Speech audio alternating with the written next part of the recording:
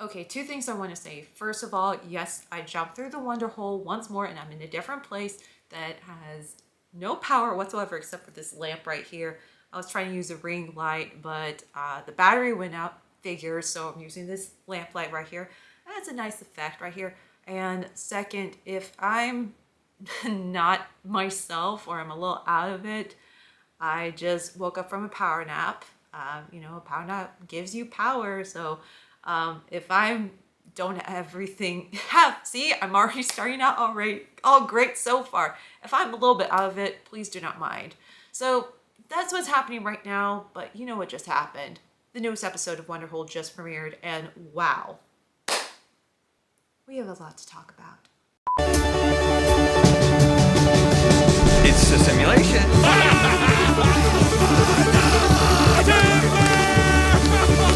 Can you believe it, man?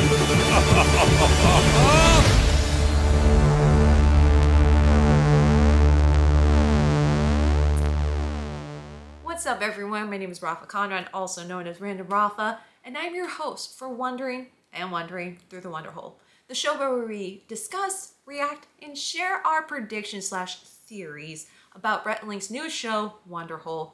Yes, as you can see, I'm in a different location. I am in Birmingham at this moment. I'm here for lots of things. One had to be filming a documentary about the fans of Good Mythical Morning / Rhett, aka the Mythical Beast, call for the community. To find out more about the documentary film, click the link in the description down below or visit projectmythicalbeastfilm.com. Second, I am here for almost a little bit of a treat as a creative and a little bit of an aspiring filmmaker, just trying to find a different place to work well while working on a documentary film and some content like this video that you're watching right now. And third, just to see some family up here. I have some family up here, which I'm staying at their place at this moment right now. So yeah, doing a lot of three things at once right here. And I still have the time to share with you my thoughts about the newest episode of Wonderhole. And once again, last week, it was a short but sweet episode, but now this time, again, pulls on your heartstrings, but leaves you with a little bit of a smile on your face in some way. And that's what we're going to talk about. But without further ado, let's get into it. So for those that, especially for the generation that just got into Rhett or Good Mythical Morning, which based on my research, and I'll talk about it in my documentary film about that, I feel that there is another era from the 2020s through the present, that there is a generation of mythical beasts that are just getting into Rhett, Mythical Kitchen, and especially what they have done since 2020 and from then on. But they do not know the story about Ben, who is Rhett best friend back from their childhood through high school and some of their young adult life.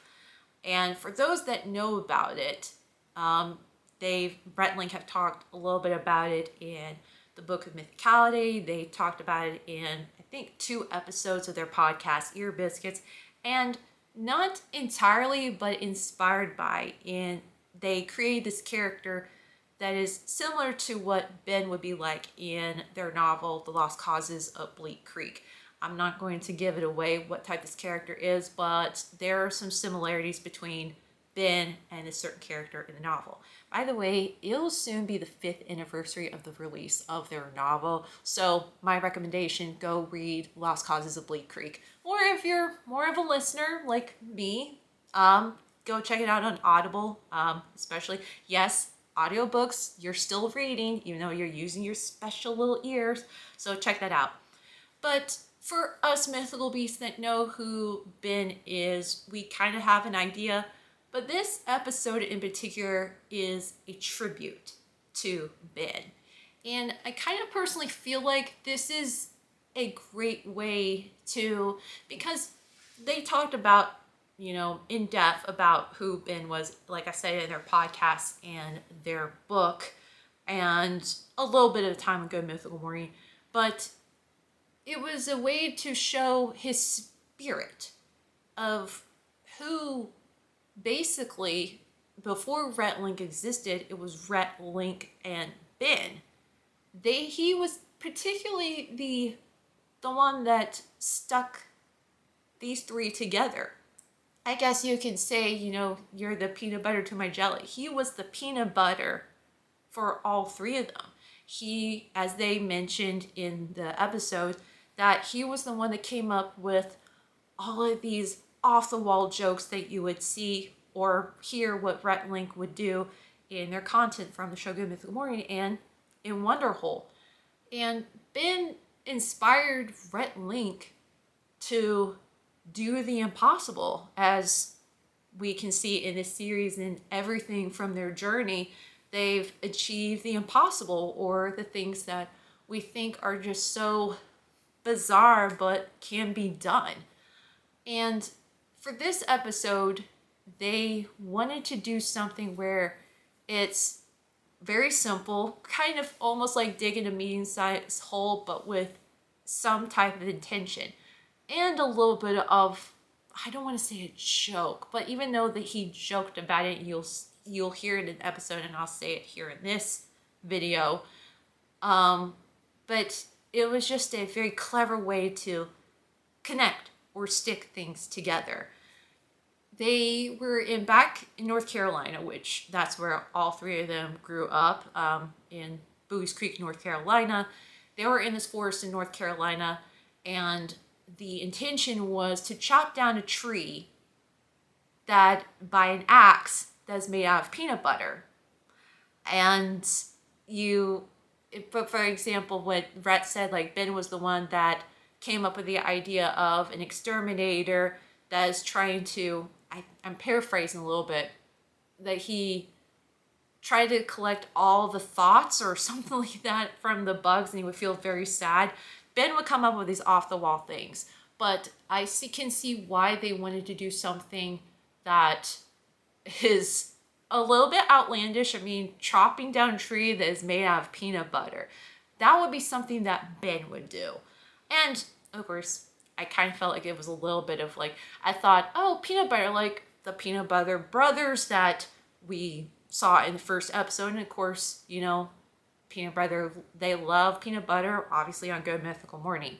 But there was a connection between the reason why they did peanut butter, because there was this phrase that Ben said, especially during his last days while he was alive, and was, you better fill up your nuts. Because sadly, Ben passed away from testicular cancer. And that's where he kept saying, you fill up your nuts. And you'll hear that phrase a little bit in this video, and of course in the episode.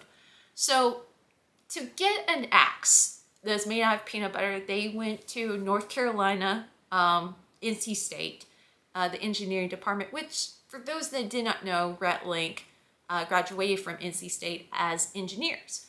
So sticking with the theme of doing a vlog documentary style into their episodes and in their daily, like the videos they do for Good Mythical Morning or their past vlogs, they would showcase something that is not scripted, or give a little bit of a tribute. Unlike with the second episode where they filmed at Neotropolis, even though they did not say this is Neotropolis, they used something scripted, something fictional, but using an actual event. For this one, it was intentional to have the engineers, the engineering department at NC State, to create this idea that Ben could come up with, but at the same time, it's a tribute for Ben. And I mean, I've personally been to NC State. The campus is gorgeous. And of course, I haven't attended there. I'm an Alabama girl, Roll Tide, by the way. But of course, I'm a little Wolfpack at heart.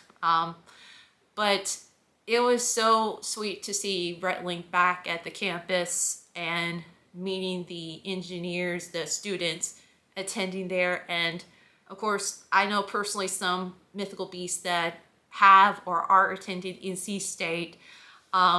It's just it's great that to see if whether they attend NC State, to see someone who's an alumni at that college, to see them where they turn into, that just gives a little bit of an inspiration for the current students to see, for someone like Rhett that attended the same university, to see where they are right now. And it just warms my heart because I've seen posts of Rhett whenever they visit the campus and just meeting the students there, the current students, just being starstruck by their heroes, even if they don't watch the show, but they're just meeting them in person and to see how much they accomplished. That is inspirational. Whether if the student is, maybe going for engineering or some other type of degree. So that was a really nice way to do it. But the axes, even though they are hatchets, because they're small, duh. But the way they came up with it, I mean, one was filled with peanut butter, the other was covered in peanut butter, the titanium ones. And I'm kind of thinking oh man, because on Good Mythical Morning, they did that extreme axe throwing competition, and I don't think they're bringing it back, sadly. But I mean, if they ever brought the extreme axe throwing game to GMM, they could use the same model for that to throw it. I don't know, but I'm just throwing out where this is unfiltered, by the way. Anyway, moving on. So as we see the process of putting together the axes, the hatchets together, they're in the forest in North Carolina, and they pointed out that the tree that they're going to chop down, I mean, it was in a safe area, but then it was nice that they let everyone know that they were going to or have support, donate to One Tree Planted, which is a great organization that for every, I think it's $1, for every $1 donated, there would be 1,000 trees planted. And I supported the organization. It's absolutely amazing. And I'll link it down in the description if you want to find out more about it. So we already know for a fact that they're going to chop down a tree using hatchets. I'm just going to say that. They're made out of peanut butter, and of course there's some other axes they use just to get it chopping down. So we already know what the goal is going to be. They're going to chop down a tree using peanut butter and a variety of types of axes. But when you see that part where the tree goes up and we see a little curtain, and I did see this in the reaction video to their trailer about noticing that there will be squirrels in this. Not quite like the Squirrel Right song, but actual celebrities dressing up as squirrels, which I predicted that because they showed scenes of them chopping down a tree, I thought it was going to be that they chop down a tree and Rhett has a fever dream about the squirrels being traumatized. I was close to being correct, but I was totally wrong about the fever dream thing. It kind of reminded me of that one episode by Disney where Mickey was chopping down the Christmas tree and Chip and Dale are living inside the tree and they're just being knocked down. It kind of reminds me of something like that. Oh, so we're going to that aspect right there. But then when we see them, the squirrels, played by Randall Park, Kendall Landreth, and Daniel, and okay, I know I said in the React trailer her name incorrectly. I kept saying Angelina. It's Angela, but she's from Smosh. I will get her last name correctly, but I will not say it right there, so, because I have a little bit of name fright, so I won't say it, but I'll just say Angela from Smosh. So we see them dressed up as squirrels, except 3 of them are flying squirrels, 1 played by Randall Park is not. And we see them about to burst into song, and immediately the first thing that came to mind was, oh my gosh, it's like the middle school musicals. If you know, they did this on the mythical show. I know there's 3 of them, but I can name 2 of them in the top of my head. There was the Breaking Bad, the middle school musical, and then there was the Star Trek, the middle school musical. And I think there was a Superman one. Maybe comment down below if to let me know which one it is. But I felt like it was a great tribute to that middle school thing, like what Rhett have done in the past, and they brought that back. And remember I said about Ben making a reference about fill up your nuts? So when the stepdad squirrel, played by Randall Park, passes out a pair of nuts to them, and they made a little bit of reference about like, pair of nuts is what you need. If you know, you know. But just breaking out into song, it still kind of reminds me of the middle school musical right there. But also, it's a reference to Ben in some way and other things. So we now know that they're chopping down a tree, but then there's another event happening, which I believe that it was going to be some sort of comic relief, which I'll get back into that in a moment. So first musical number done, absolutely marvelous, which I have to say, and I've said this a lot in this series, if you're not part of the Mythical Society, and if you are a fully devoted, fully supportive mythical beast like me that wants even more content, please sign up. Not a sponsor, just a free promotion to join, because it's absolutely worth it. So on the behind the scenes of this episode of Wonderhole, they showed the process of how Rhett put together this squirrel musical number. And kudos, and I know I say this a lot, the word kudos, but the design team putting together the classy middle school, low budget musical style, I mean, cute, and especially filmed at Mythical Entertainment. Just imagine just like being in that studio and witness how it's done and have to see how it's filmed. But it's just so great how they put together. And Rhett directing, wow. I mean, as a creative director and choreographer myself, I mean, like, I've been a fan for now 6.5 years, and I'm directing and producing and choreographing a documentary film about their fans. And I know that, like, Rhett, you know, they're great dancers, but they're not like subpar dancers. I'm just saying that. But every time that they do something creation for like a touring production or for this in general, it just makes my jaw drop of how impressive their directing is. I mean, they used to direct stuff way back then, but they haven't been doing that much on Good Mythical Morning. But just to see them getting back into that, when I was watching the behind the scenes of how they put this musical number together,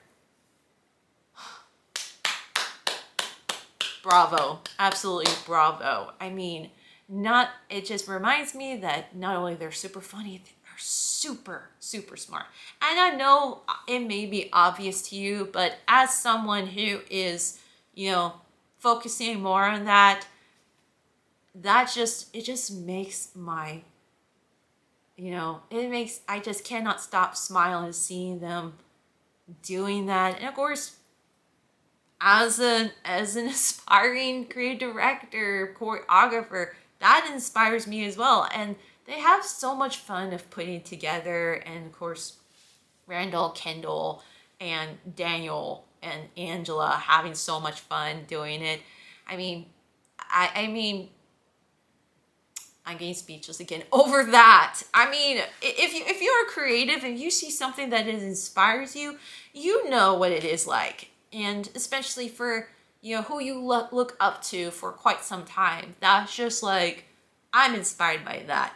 And of course, the behind the scenes, the comedy, especially that I'm not going to give away for who was the one that was shaking the tails and all that. Yeah, you know who you are. I'll just say it. TJ. Sorry. Spoilers. Anyway, but the directing of putting that together, and I'll say a little bit in the episode, there is this one part, because there's 4 musical numbers. There's this one musical number where the sister squirrel, played by Angela, and the brother squirrel, played by Daniel, they sing like this dramatic, somber moment, and then they go into this rap. Some of you may think, oh, it's like Hamilton. No. Anybody remember the music video Clown Shark? You know, it just starts out Rhett sings very peaceful, and then Link, as the clown shark, just starts rapping. That was the first thing that came to mind when that musical number, where the sister squirrel and the brother squirrel leave the house, well, the tree house, basically. And that's what reminded me of, was the clown shark song. And you just cannot help but love the squirrels. And so we see that. But it goes back and forth from that to Rhett and Link chopping down the tree with the variety of axes, hatchets that they use. And you kind of think that this is going to be scripted. I mean, they are chopping down the tree, but then they're talking about Ben. And of course, I said this in the second episode, that do they script these things before they do it, or is it just ad lib and then they just practice speech? For me, I was watching a real life conversation talking about Ben as they're chopping down a tree.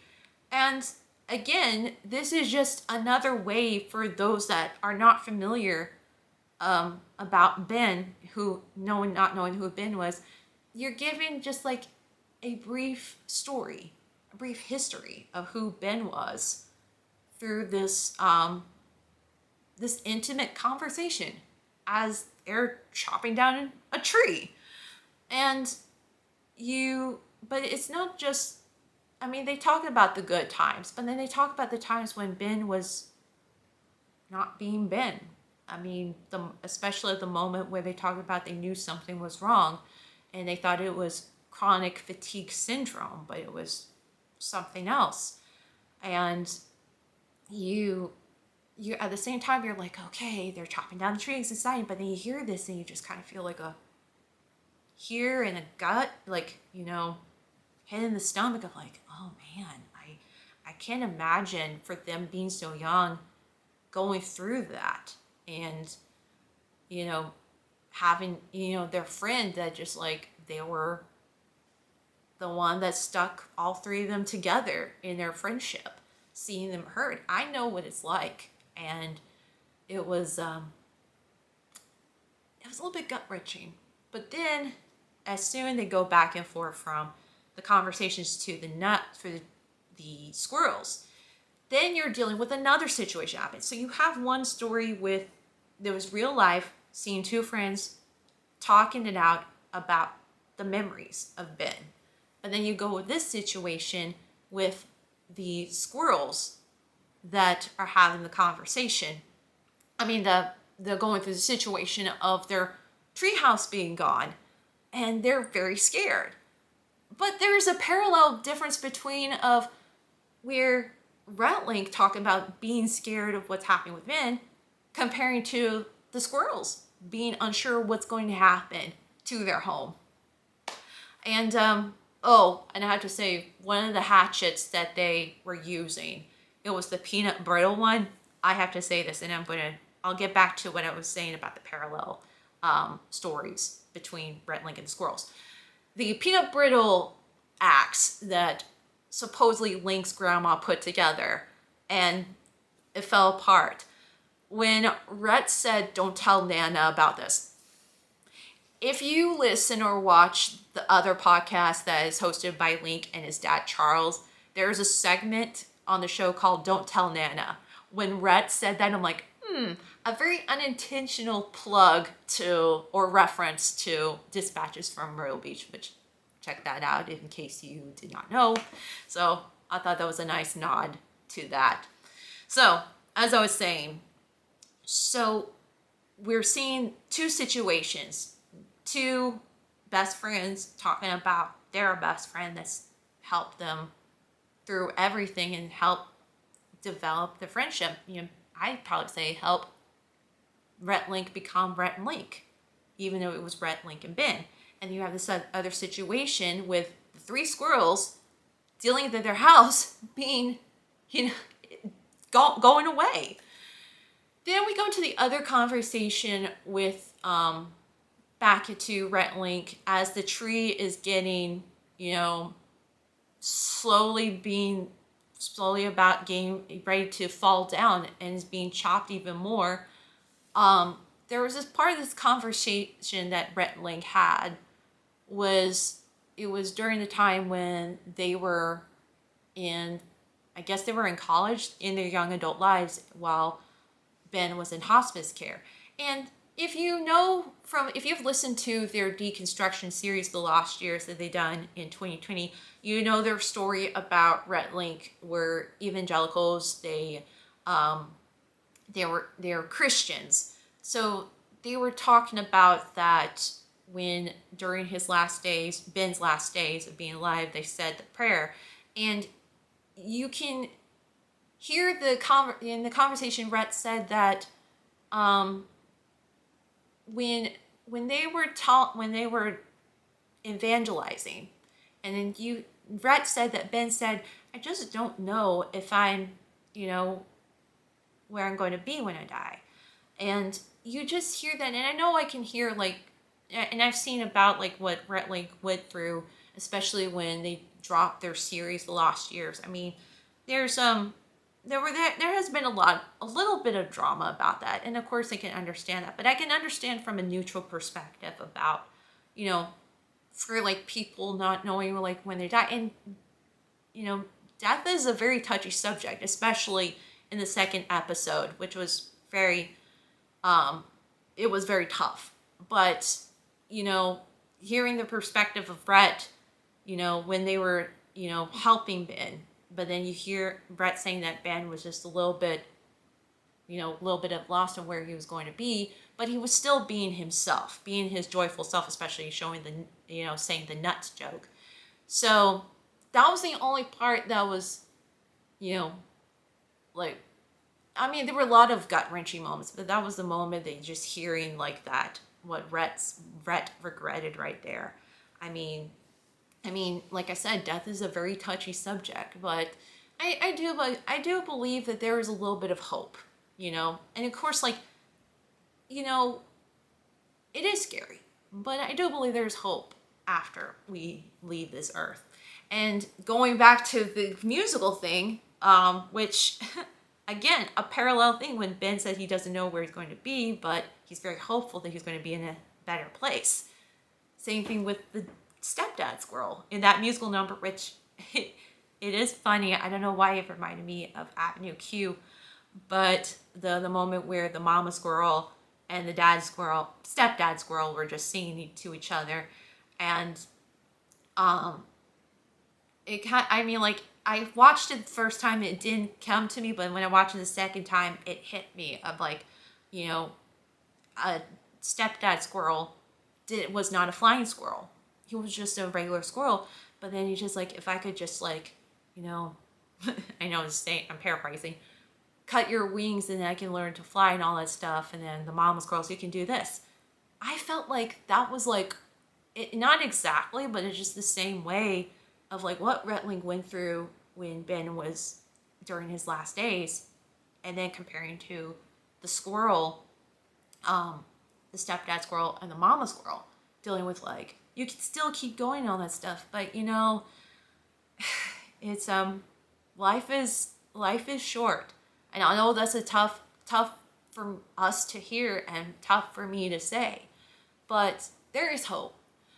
And knowing that the mama squirrel and the brother and sister squirrel are safe, and which I did not touch upon this, the brother squirrel and the sister squirrel leaving the tree house, that kind of is a representation of it's time to grow up, you can spend your life being this. I mean, yes, we can be young at heart, but it's time to spread your wings, even if you're a flying squirrel, and move to a new home.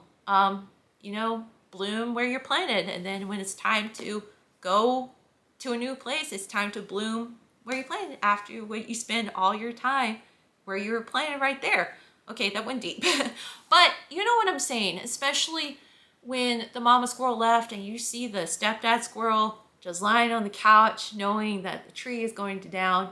It's like, it's sad that he's going to be on, but he knows he's going to be in a better place. And I felt like that is the same way for, Rhett and Link did the best they can to give that hope to Ben. And for Ben knowing that he's going to be in a better place. Like I said, like I've experienced the same thing with losing a loved one and almost losing a loved one. It is scary, but then you just got to have that hope and knowing that there's going to be a better place and have that sense of fulfillment that you lived a great life. And of course, with Ben, like this episode, and I'll get to more about the last part of it, but it's great to know that Ben was there to be there for Rhett and Link. And I'm so grateful for Rhett and Link to meet Ben because, saying goodbyes are hard, but you'll never forget the person. You'll never forget the memories and how much they made an impact on your life. And this episode has been a great tribute for Ben in a very Rhett Link way. And the ending, I mean, we see just like the tree is about to fall, and then when it fell, like totally, it's not scripted. A tree actually fell, no CGI, an actual tree fell. I literally went, whoa. And then you expect something to be like something more, but again, and I said this last week about like the cinematic photography and the score and the editing. Yes. They did it again with this one. Again, I cannot stop saying enough. Kudos, kudos, kudos. Isn't there a cookie called Kudos? Correct me if I'm wrong. But the creative team who's able to like direct and edit, color grade, and even for the music, which we already confirmed was Mark Byers, who created the musical score, helped curate it. I'm not sure if he composed it, but let me know. Someone, please comment down below about that. I need some references. I need some proof. But able to like do something that's very simple but make it so cinematic, but add a touch of Rhett and Link is great. But then you just see that you hear complete silence, and you hear that somber music in the background after they watch this tree. You expect something else, but just Rhett and Link walk away. You see that tree. I think that is a great representation of, yes, a tribute to Rhett Link, to Ben, what he would done, but also I think it's the same way for us that it's okay to grieve. And I feel like when Rhett Link were talking about the memories of Ben, especially during the hard times, it's hard to talk about. It's hard, but you got to talk about, and do the hard things. And it's very therapeutic and it's good for your soul. But then once you've done, you can like, and I don't want to say bury the hatchet because they use hatchet, they're made out of peanut butter, but just like do something that is like in tribute of it, and you leave it at that and you move on, because I mean, we do have to take a time to grieve, but sometimes life goes on and all you have to do is carry the memories that you have. And I do believe this was a great way, and I said it earlier, that this was a great way to show tribute for Ben. A very artistic way to show what Ben would do and what Ben would say a lot in a very comedic but heartfelt way. And they left it like that, and just, it is sad, but you still leave with a smile on your face. Now, this is another great episode, but I noticed that because I watched this last night and I watched it again this morning. I noticed like there were some comments about the way that it was presented. Some people complained about like, but if this is supposed to be a tribute, it's supposed to be somber. I don't understand about the squirrels and all that stuff. I saw this tweet. I forgot the name of it, but I think her name was Alice, I think. But the tweet was a very, like, the same way that I thought about it. It was a way the Squirrels was a way to provide comic relief, even though there was connections between the Squirrels, the story, the musical, and what Rhett Link went through. So many representations. It's just a great way to just bring a little bit of joy. If you think about it, like Robin Williams, like, I don't know why the thing that I wrote down in my notes was Aladdin, because you see the journey of what Aladdin went through, but then you have someone, the genie, who was actually part of the story, but it has just brought some joy in the moments.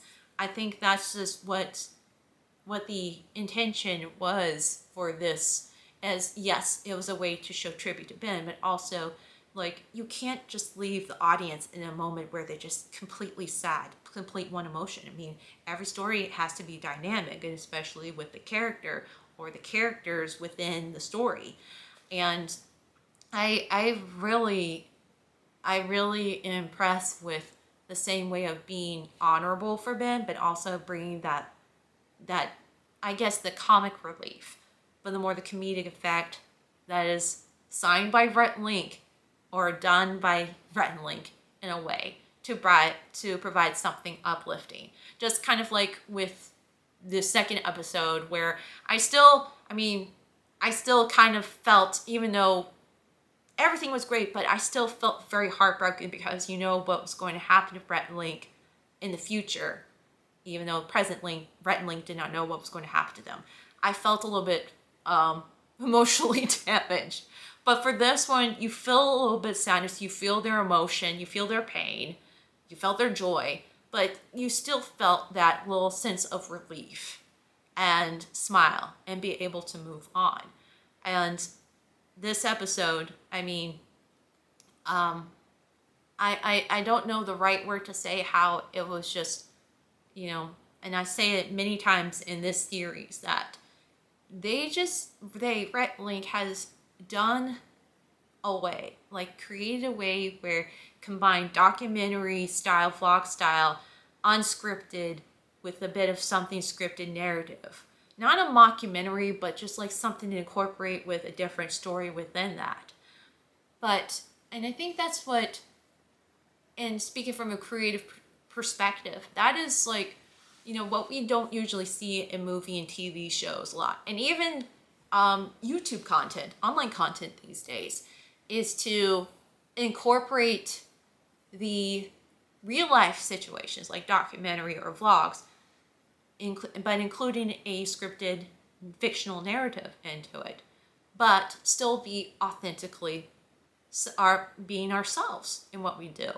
And, you know, and I'm speaking from a creative standpoint, it's very tough. And even for me doing this series, it's very tough to just put yourself out there, because you don't know how everyone's going to react. It may feel weird at first. People may not get it, but slowly through time, and I do believe with this series that people are starting to realize that, as you now got 2 more episodes of this series, which I do believe there's going to be another season. Let's hope and pray. Knock on wood. I'm going to knock on wood right here. But it's just, we're finally seeing some new, maybe something that is hidden for a long time, but bringing up to the light or being brought back, but in a new way. And authenticity, and bringing stories like this, like, you know, stories about, you know, losing a loved one, but something that is relatable to anyone, but bringing just that little bit of joy, a little bit of humor into it. I mean, that is something very special. And I know I say this a lot, even though I look up to Rhett Link a lot, and other creatives who have made an impact by Rhett Link. That's just what's so great about them and this series. And I'm going to say this for the last time in this episode was possibly, I'm just going to say this right now, the best episode they have done by far. Even though I don't know what's going to happen the last 2 episodes, but I just personally believe this is the best episode they have ever done in this series, and possibly what they've done in their career.